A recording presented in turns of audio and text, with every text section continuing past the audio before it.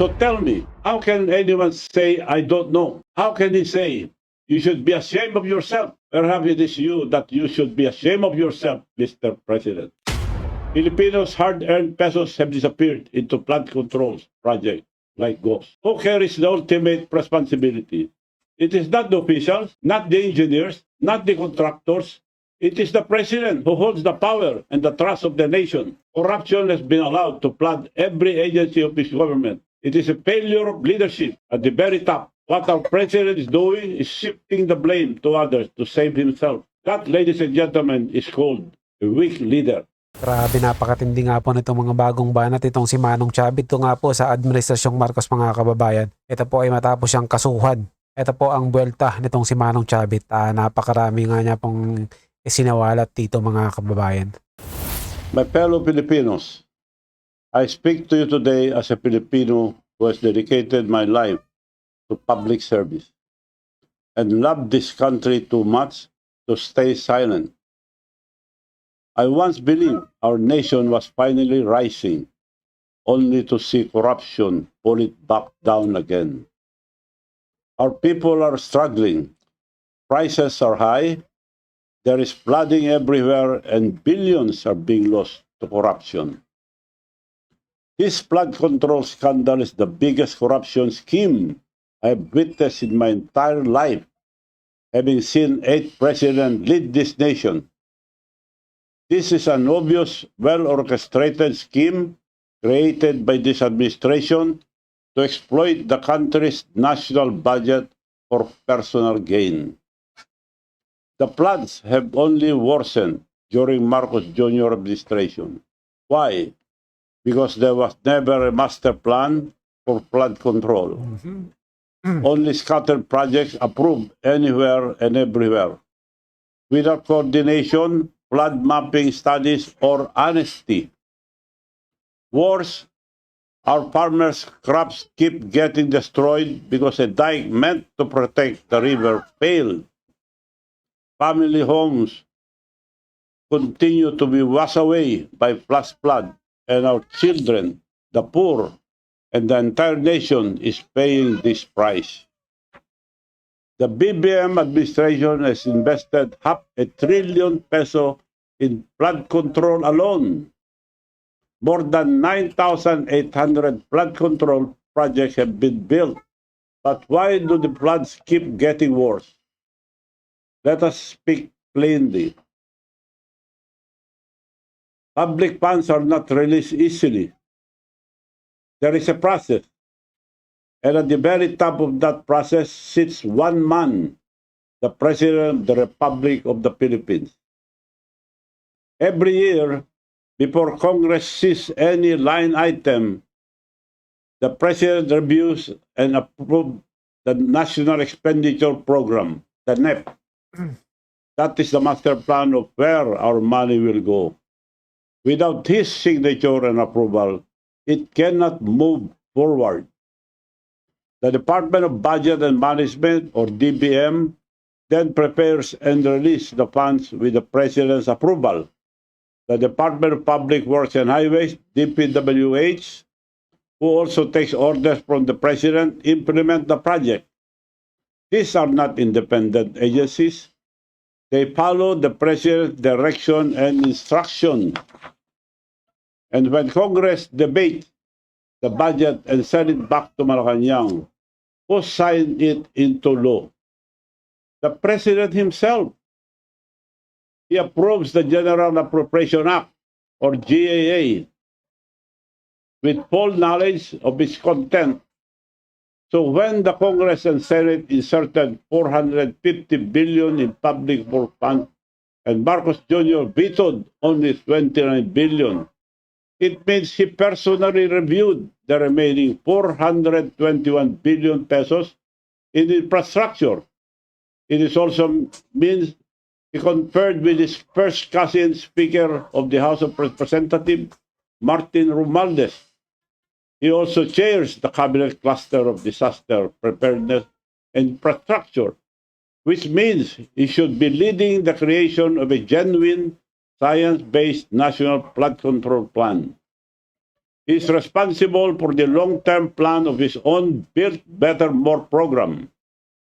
But instead, it has turned into Build More, Waste More. Every major flood project, every rehabilitation program, every large-scale public work, all of it passes through his desk. He reviews every plan and approves every peso. So tell me, how can anyone say, I don't know? How can he say, you should be ashamed of yourself? Perhaps it is you that you should be ashamed of yourself, Mr. President. Filipinos' hard-earned pesos have disappeared into flood controls projects like ghosts. Who carries the ultimate responsibility? It is not the officials, not the engineers, not the contractors. It is the president who holds the power and the trust of the nation. Corruption has been allowed to flood every agency of this government. It is a failure of leadership at the very top. What our president is doing is shifting the blame to others to save himself. That, ladies and gentlemen, is called a weak leader. Let me ask this simple question. Why is the ICI, the Independent Commission on Infrastructure, not investigating Ilocos Norte?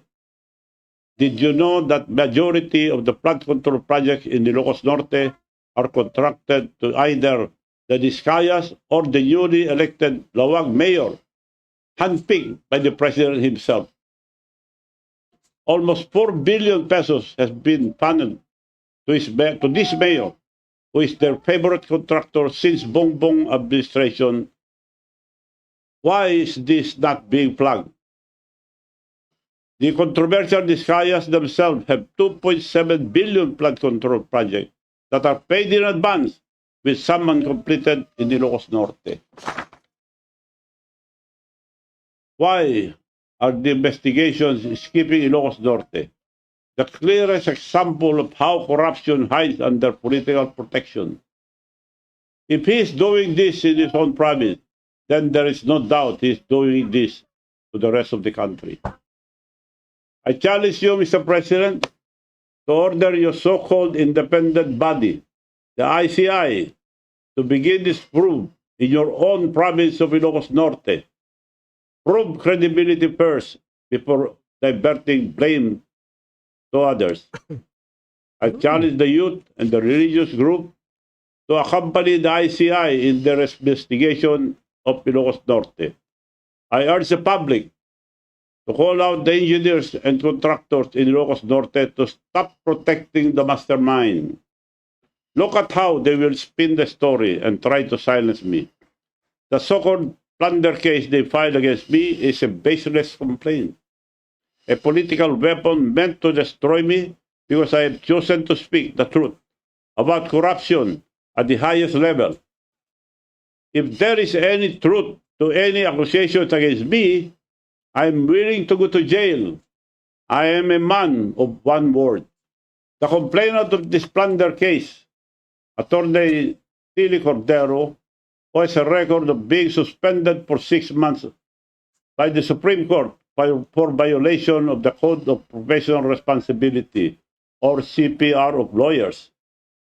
She even came to my house asking for money, proof of pictures which I will post publicly. She is the first cousin of the mayor I defeated in Narbacan, Mayor Edgardo Zaragoza, the most corrupt mayor that Ilocos has ever had. For 33 years that he and family were mayors, there has been no progress, no new municipal building, no new market, and barely any infrastructure except ghost projects. This mayor even had ghost farmers to convert public funds to the mayor's pocket. In my barangay Solbec alone, they appropriated 9 million pesos for the benefits of 65,000 ghost farmers, while the official registered farmers are only 80, with the whole population of Narvacan being only 44,000. I filed that case 10 years ago, but the Ombudsman has not even touched that very blatant case up to now. Why have they accepted this fake complaint against me in just one day, but not act on the real plunder case I filed against Mayor Zaragoza? This is how they operate. Silence the whistleblower and protect the corrupt. They attack me because I'm not afraid to tell the truth. But take note, all their paid online troll farms and their attack dogs will never silence me. My countrymen, let us no longer be fooled. We keep trusting the same name. We are told that Ferdinand Bongbong Marcos Jr. will redeem the Marcos corruption course on the Filipinos. But look around. These government agencies are flooding with corruption. And before it blows up into his face, he used the Suna to tell the story as if he is the hero who uncovered the mess to save himself while deflecting the blame on others. Let's not be made stupid. How many times must we let the same family treat our country like their personal piggy bank? How many times must we trust the same name and expect a different result? If we truly love our country and children, then we must break this cycle. We are on the verge of exposing the biggest corruption scandal in the Philippine history. And should stop now. We should not stop now. Let us not allow the ICI, which was created by the President himself, to control or limit the investigation. Allow different groups to investigate in the ICI who will not be afraid to ask hard questions, and it should be viewed publicly for transparency. We cannot let them protect his friends and his cousins, his family, and most of all, the President himself. Now that the truth is out, we cannot wait for change. We must force it. Thus, in power will not fix this system. It must be the people. First, to our farmers and workers, demand accountability. Your fields are still flooded, even after billions have been spent. Your roads keep collapsing after every storm, and your towns still sink in mud.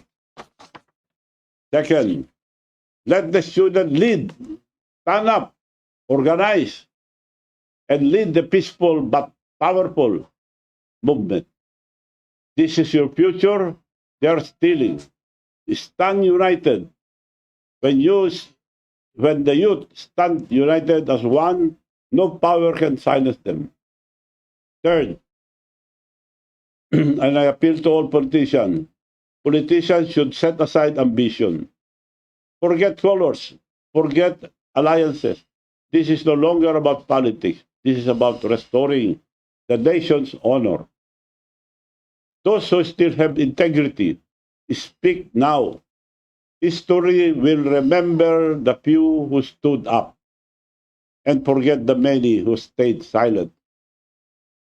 Fourth, the police and armed forces stand with the people, not with the powerful.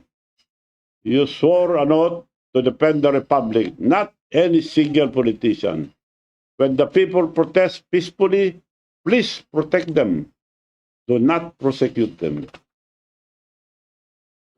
For our mutual education, the primary provision that defines the duty of the armed forces of the Philippines under the Constitution is Section 3, Article 2, which provides, thus, civilian authority is at all times supreme over the military. The armed forces of the Philippines is the protector of the people and the state to secure the sovereignty of the state and the integrity of the national territory. Reading the above provision does not say that the AFP is the protector of the president and his government. It says protector of the people and the state. And finally, to all Filipinos, demand accountability at the top. The truth can no longer be hidden, and the people will no longer be silenced. We are not stupid. We deserve better. Our children deserve better. If we stay silent, the truth will be buried again, and our children will pay the price. This is not about politics, it is about true or sober leadership and accountability. If the president cannot face the truth and take responsibility for his failures, he must step aside for the sake of the nation. A voluntary resignation would not be a humiliation. It would be an act of dignity, a rare moment of courage that could still restore trust in our institution. Every peso diverted and every project that doesn't exist is not just a waste. It is a loss of life, loss of security, loss of dignity. I urge all of you to rise and speak and to act now so that the truth may guide our country forward.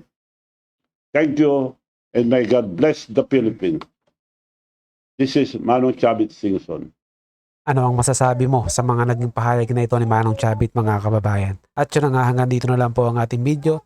Kung ano man po ang inyong opinion at suggestion sa video ito, ay comment nyo lang po sa baba at ating pag-uusapan. Naway maging kabahagi po tayong lahat tungo sa pagsulong at pag-unlad ng ating pinakamamahal na bansang Pilipinas.